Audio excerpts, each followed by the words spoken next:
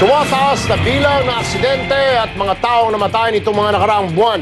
Ito ang problema ngayon ng MMDA sa EDSA at iba pang kalsada sa Metro Manila. Kanina, bumalik sa pinaka-epektibong panlaban sa sakuna ang ahensya para pigilan ito, ang pagdasal. Mula nang ginawa ang Highway 54 o ang Epifanio de los Santos Avenue noong 1940, hindi pa ito nabebendisyonan. Kaya kanina, lula ng pickup, binaybay ni MMDA Chairman Francis Tolentino at iba pang taga-MMDA ang highway mula Magallanes papuntang Muñoz. Kasama ang pari na si Father Roderick Castro, binasbasan nila ng holy water ang EDSA. Naalarma na kasi ang MMDA sa sunod-sunod na aksidenteng nangyayari sa EDSA. 30 hanggang 40 aksidente kasi ang naitatala ngayon ng MMDA kada araw. Simula rin itong Enero hanggang Marso, 72 na ang namatay dahil dito. Hindi po. Pasensya na ho, naabala kayo ha. Pwede ho kaya pag merong pag merong text, pag merong alam niyo nakainom na driver, sige pa po. I-report niyo kagad. Kanina, 2 grupo ang sabay na nagbasbas sa northbound at southbound lane ng EDSA. Ilang beses tumigil ang convoy para basbasan ang mga lugar kung saan mayroong namatay tulad ng EDSA Buendia at Ayala Underpass. Pero paglilinaw ng pari, hindi pagtaboy sa malas o masamang espiritu ang ginawang pagbasbas. Ito ay isang pagpapasalamat sa ating Panginoon na itong paglalakbay natin dito sa mga kalsada, sa mga lansangan ay paalala ng paglalakbay natin sa papunta sa Ama sa Langit. Kaya kailangan mag-ingat tayo. Hindi naman sa nag-give up tayo na hindi na kaya ng traffic management. Ang tingin ko rito mas lalakas pa yung ating kakayahan kung itulong tayo galing itaas. Pagkatapos ng blessing, ininspeksyon naman ni Tolentino ang mga dumadaang bus. Pinaalalahanan niya ang mga tsuper na huwag gumamit ng telepono habang nagmamaneho.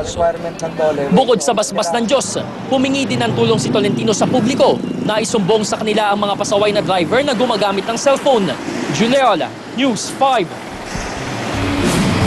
Nangingitim na double dead na karne ng baboy nasabat muli ng mga otoridad kaninang madaling araw. Nasa kote ang 2 kabatang lalaki sakay ng isang jeep sa may Tondo, Maynila. Namataan daw ng meat inspection ang modus operandi ng grupo.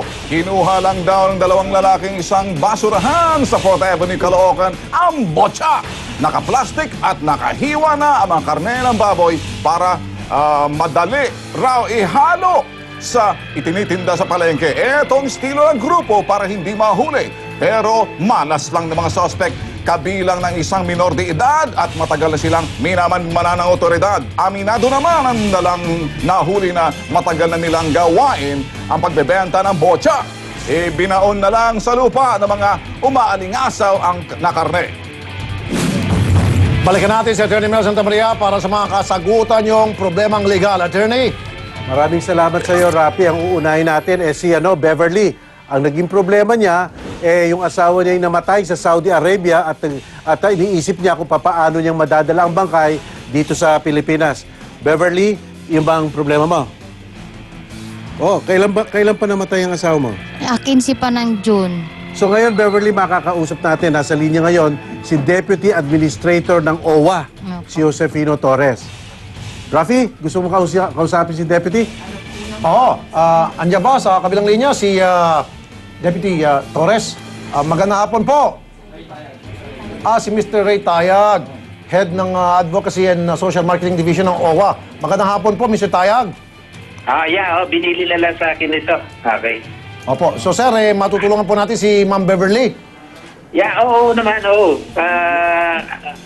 Kasi, Beverly, no? So, kung ganito, no? Ano bang kinamatay ni asawa mo, ni Henry? Attack po sa puso. Natural. Heart attack.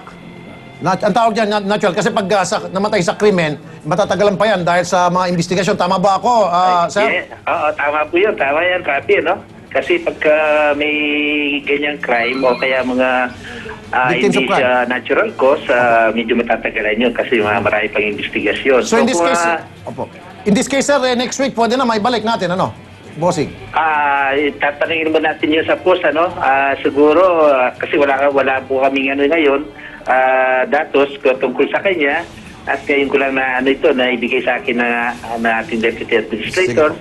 Baka ma'am, pwede siguro kung nandiyan si Beverly, pwede pumunta sa amin ng Monday para at least malaman namin, makatawag kami sa post, ano?